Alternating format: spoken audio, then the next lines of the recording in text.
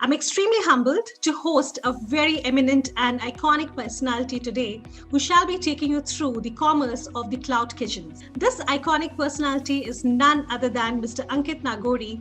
And so, such a great pleasure that you are going to talk on cloud kitchen, which has always been, I thought, my favorite topic. But we are all here to learn from you. And once again, welcome and thank you so much. Thank you, Dr. Bose. This is such a pleasure coming here, and thanks for such kind words. I must say that most of the things which you actually said about me holds applicable to you. You know, your humility and your passion towards your cause is the reason why we continue to be such good friends. Cloud Kitchen is nothing but a small kitchen, 1,000 square feet to 3,000. That's the range. Actually, 500 square feet to 3,000. It's a small kitchen where you have kitchen cooking operations happening. It does not need to be on a high street. It does not need to be inside a 5-star hotel. And as and when orders come from Swiggy, Zomato, CureFit app, EatFit website, Rebel app, all of these orders come on a computer screen. And you keep checking. You can see, okay, at 12 o'clock, there's an order for chicken tikka. At 12:02, there's an order for biryani.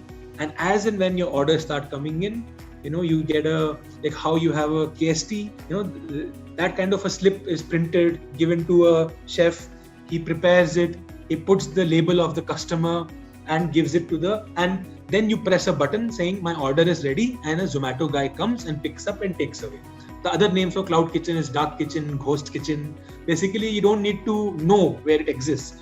Why ghost kitchen? Because within the same restaurant, you can have 20 brands. So if there is a burger line in a kitchen, then you can represent McDonald's, you can represent Burger King, or you can even represent your own brand. So if you're a real estate owner, you can be a franchisee of Burger King, but you can also say that I am creating my small brand.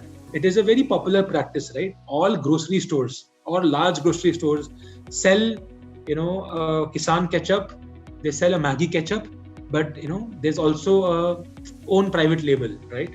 So likewise, if you have one cloud kitchen, you can have multiple brands, multiple cuisines.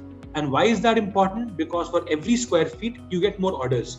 If you have 10 brands on Swiggy and Zomato, the chances of you getting order is higher, right? If you just one cuisine.